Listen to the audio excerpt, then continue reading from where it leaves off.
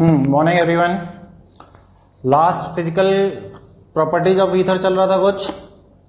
कुछ पॉइंट मैंने लिखा दिए थे, बॉइलिंग पॉइंट कैसे वेरी करता है।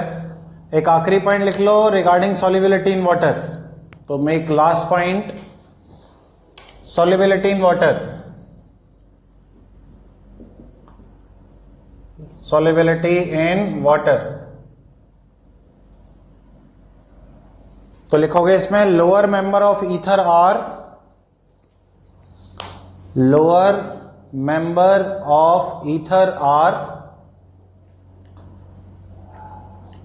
soluble in water. Lower member of ether are soluble in water, यानी अप टू 3 कार्बन, जिनमें 3 कार्बन होते हैं और ईथर होता है वो सॉल्युबल होते हैं पानी में, और उनकी भी सॉल्युबिलिटी ज़्यादा नहीं होती है, उनकी भी सॉल्युबिलिटी बहुत कम होती है, यानी 10 ग्राम पर ml पर लीटर ऐसा। Higher member are less soluble, और सॉल्युबिलिटी होने के पीछे कारण क्या है? ईथर का हाइड्रोजन बॉन्डिंग विद वाटर, पानी के साथ हाइड्रोजन बॉन्डिंग शो कर सकता है कुछ इस तरीके से। तो स्ट्रक्चर बना लेंगे due to hydrogen bonding with water.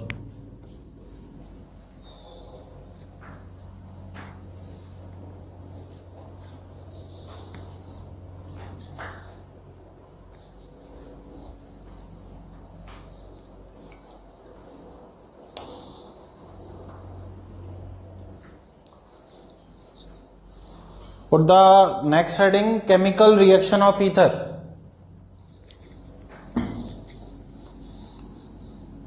Chemical reaction of ether.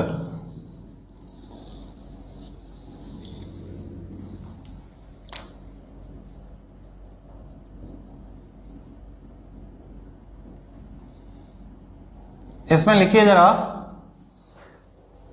इसमें लिखिए कुछ। Ether are inert in nature. Ether are inert in nature.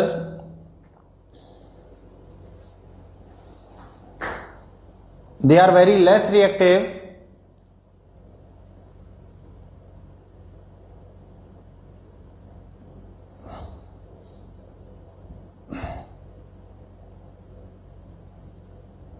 अब ईथर की रिएक्टिविटी, अगर कोई ये देखना चाहे कि ईथर कितना रिएक्टिव है कितना नहीं है, मैंने बोला है ether are inert in nature, they are very less reactive. Ether की रिएक्टिविटी एज लाइक अल्केन होती है, अल्केन से थोड़े से ज्यादा रिएक्टिव होते हैं, बट अल्केन के लगभग बराबर रिएक्टिव होते हैं। ईथर बहुत कम रिएक्शन करता है। तो लिखो reactivity is somewhat greater than alkane.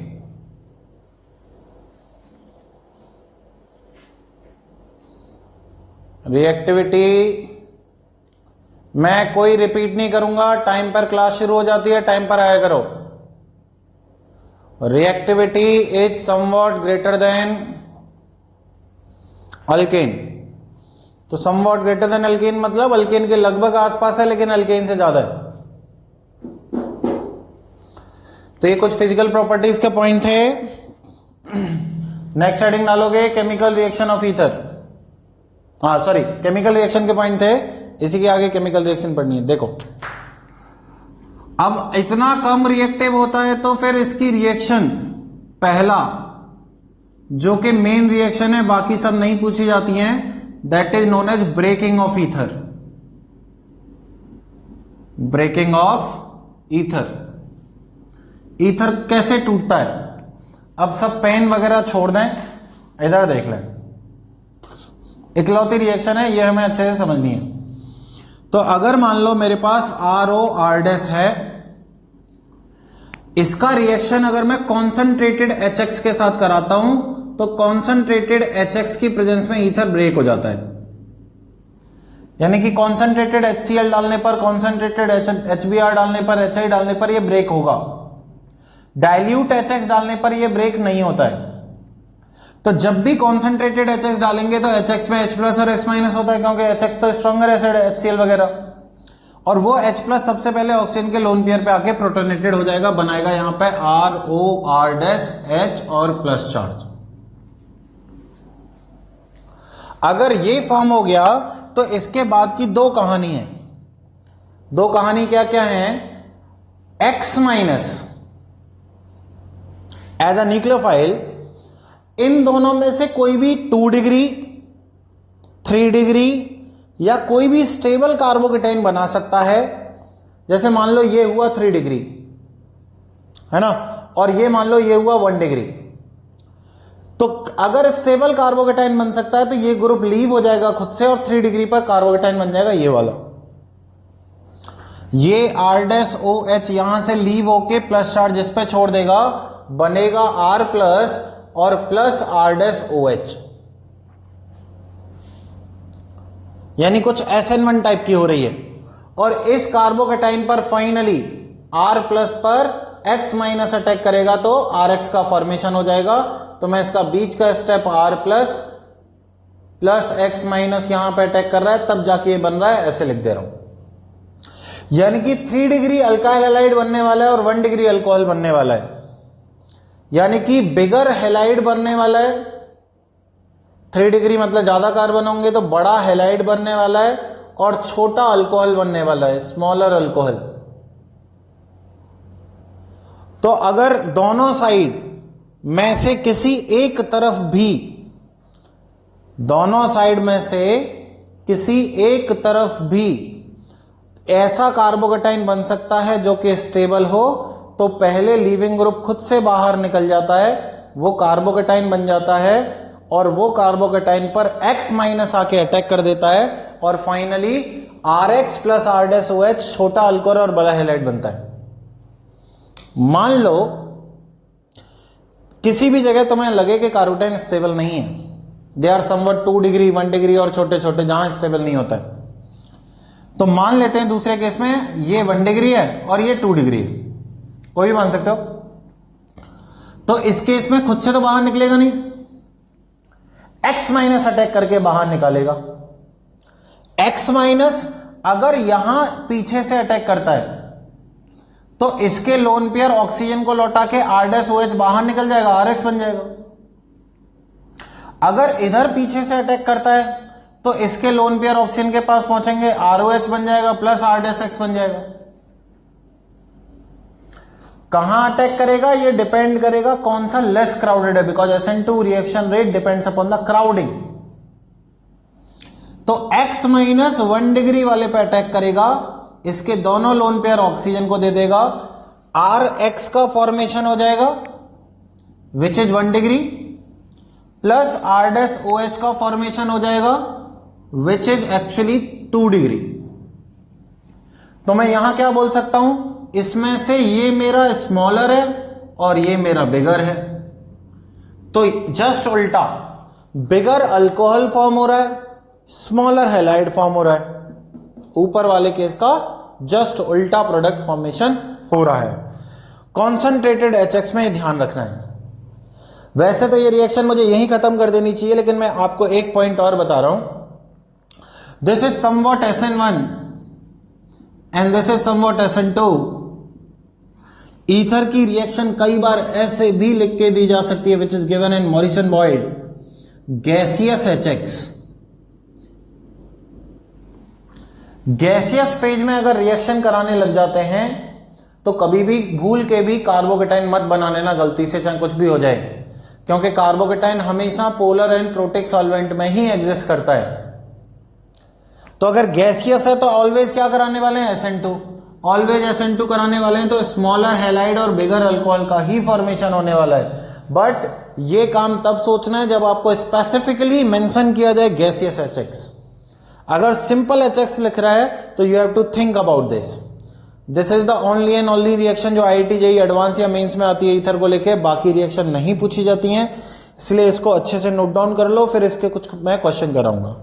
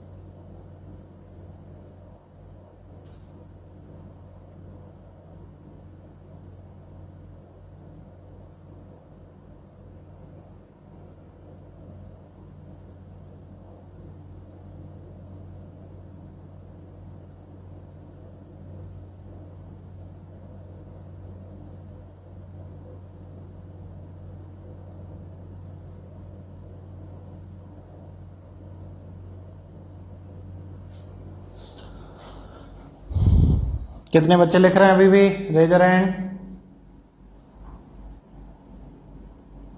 लिख लिया सब लोगों ने? देखो, इसका एक लॉजिक और बचा है, वो लॉजिक मैं एक्सप्लेन कर रहा हूं। क्या लॉजिक बचा है?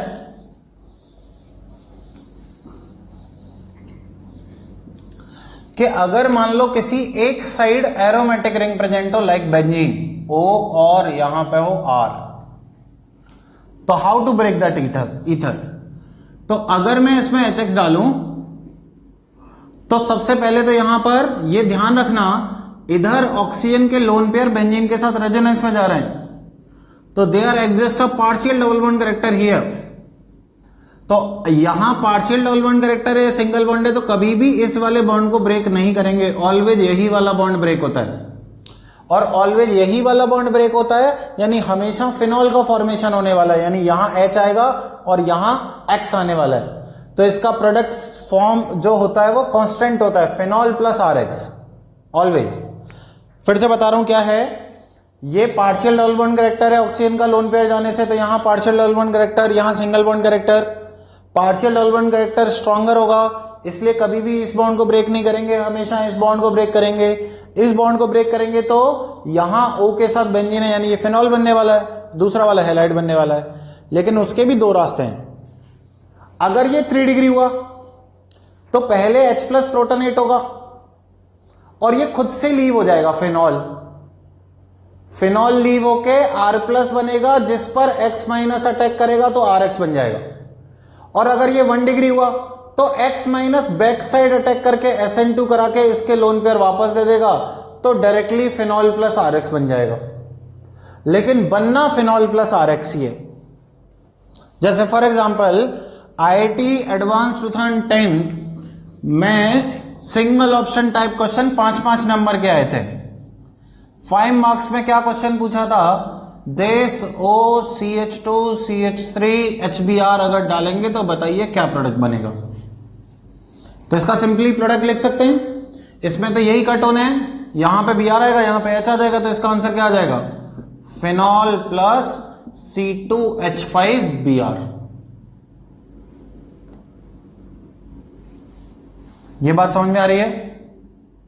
नोट डाउन कर लीजिए।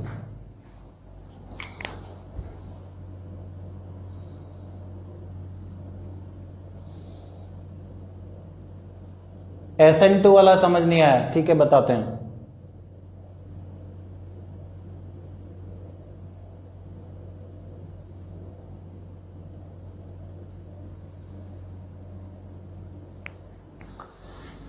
अगर ये 1 डिग्री है तो ये खुद से लीव करके यहां पे कार्बोकेटाइन नहीं बनाएगा। 1 डिग्री है तो X माइनस अटैक करेगा, इसके लोन पेयर ऑक्सीजन को वापस मिल जाएंगे। तो X माइनस ने इस पर अटैक किया तो RX, और इसके लोन पेयर वापस मिल गए तो बेंजीन और OH फिनॉल प्लस RX का फॉर्मेशन हो जाएगा।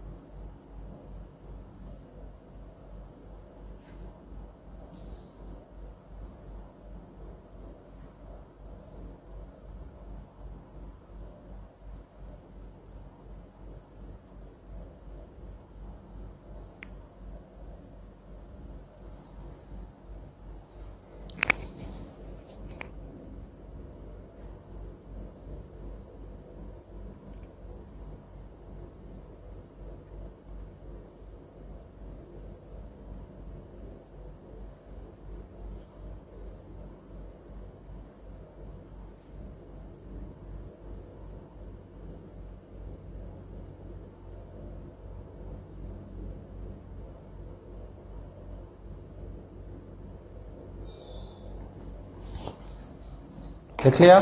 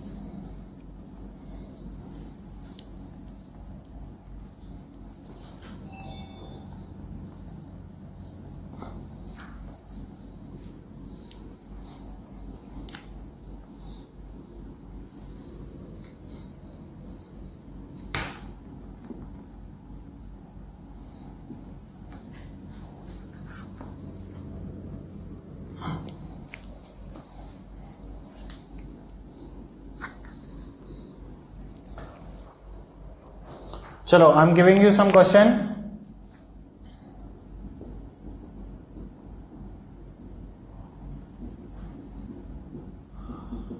अब HCl लिखा है तो कॉन्सेंट्रेटेड HCl ही मानोगे ना?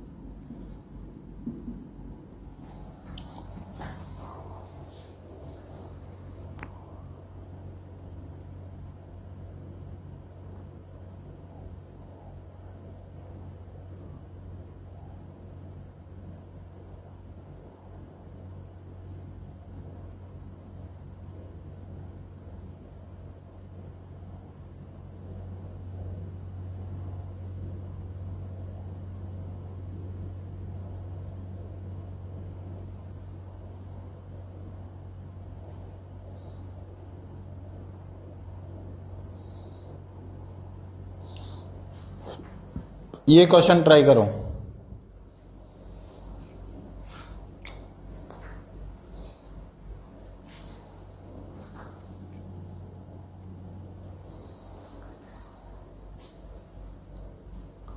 मिस्टर आर्यन श्रीवास्तव, हमसे चालाकी.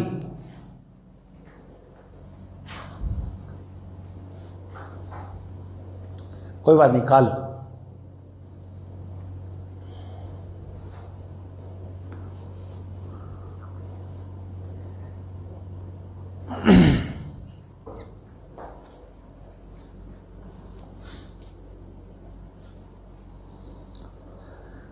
To 4 6 question 12 minutes. 12 मिनट है आपके पास. अच्छे से ट्राई करो मैकेम लिख के. कुछ दिक्कत होगी हम लोग डिस्कशन करेंगे.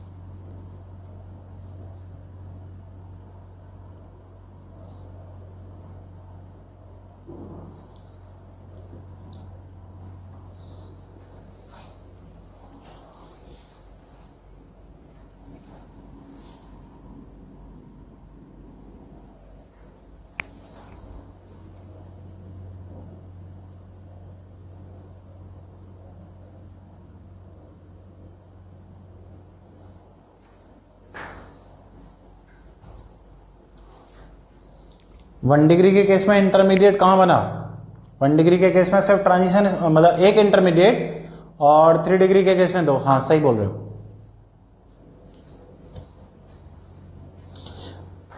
Mister Aryan you can continue, इजाजत दी जा रही है।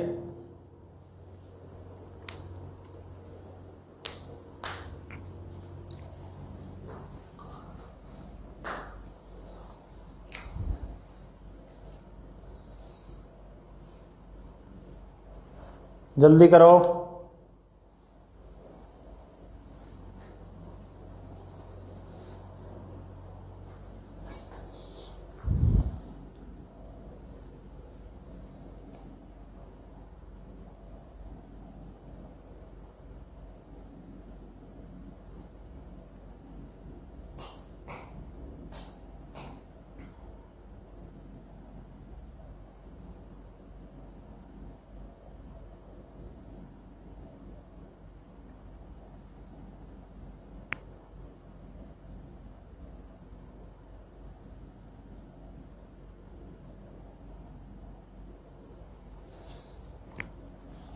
पहले केस में पहला केस डिस्कस कर रहा हूं, H प्लस प्रोटोनेट होगा, लेकिन दोनों साइड से स्टेबल कार्बोटाइन नहीं बनेगा, तो जो Cl माइनस है वो CH3 पे आके अटैक करके इसके लोन पे लौटाएगा। तो आंसर आएगा CH3Cl प्लस C2H5OH। कितने लोगों का सही है? ओके। दूसरे केस में H प्लस प्रोटोनेट होगा।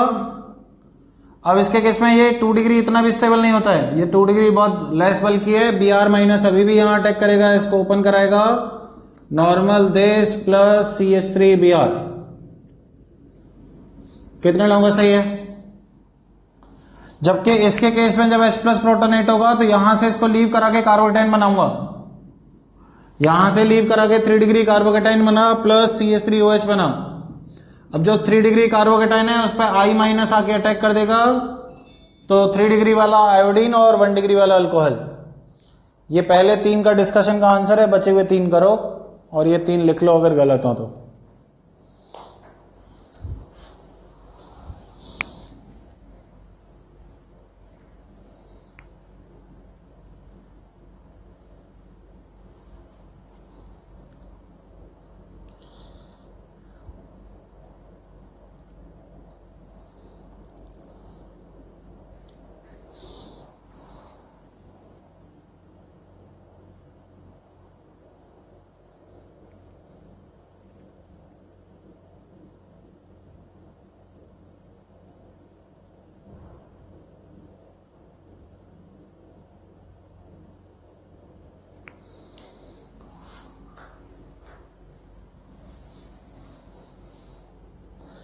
एक बार डालेंगे तो एक का प्रोडक्ट भी बनता है यहाँ पे, लेकिन जनरली 2 डाल रखे होते हैं, तो जो क्वेश्चन पूछा जाता है वो लिखा है मैंने। एक डालोगे एक का भी प्रोडक्ट बनाऊंगा ना बीच में।